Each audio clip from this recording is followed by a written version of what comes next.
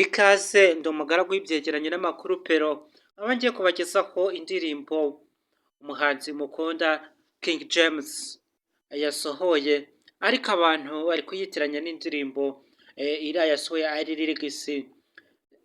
Iyi ngiyi yo yasohoye amashusho official nawe ayirimo, iyi bita Ride or Die. Iyi ndirimbo akimara kuyisohora nyuma y'amasaha abiri ikaba imaze kurebwa hafi ibihumbi 10 bigiye kugeramo, ibihumbi 10 mu masaha abiri. Muri kumva ko ari byinshi cyane. Yayikoreye video official nawe ayirimo nk'uko mubibona hano kuri thumbnail yanjye ndimo kubereka hano. Yayikoze neza.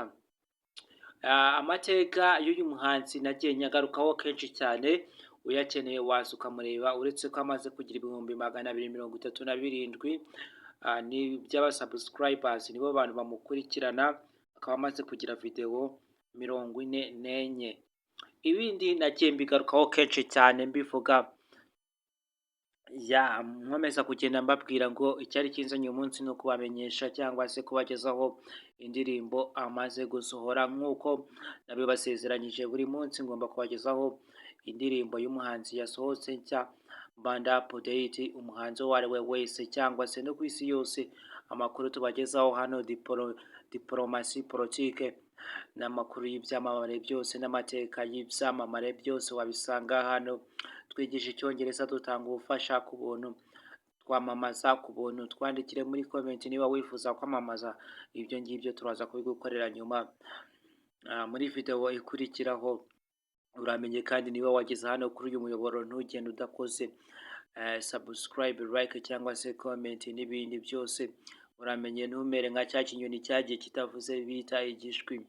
Oya, ntukaba igitambambuga, ushoboye byinshi, watanga like na comment ukagura umuryango wanyu, nuko YouTube yazabona ko mukurikirana bya nyabyo, ko ari ingirakamaro, muri kuwukunda, muri kurayikinga, mugakomantinga, mugakora na subscribe, ikaza kwamamaza ubwayo, ikawugeza no ku bandi bantu bakeneye ubufasha nk'ubwo dutanga ku isi yose. Amakuru yose wayasanga hano.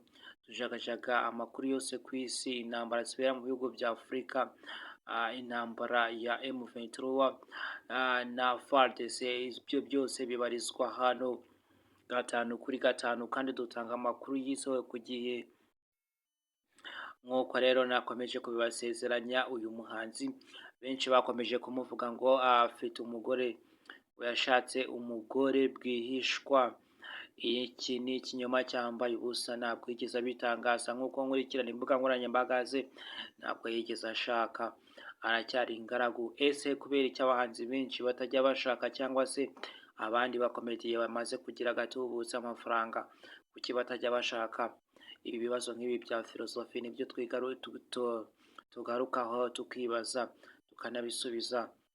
Impamvu ni uko abahanzi benshi baba baranyuze mu buzima bugoye cyane, kandi bafite amafaranga yabapfunye, kandi ntabwo baba bifuza ko abantu baza nk'abakobwa bakoresha ubwenge bukomeye cyane, ni abahanga.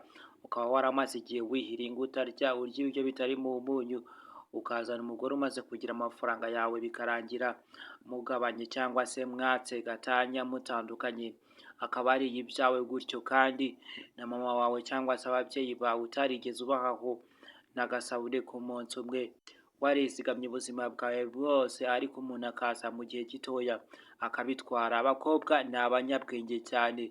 Ibaze kwemera umuntu akazi wawe nta kintu azanye mu bintu wavunikiye cyane cyane, warihishe icyuya kikakurenga.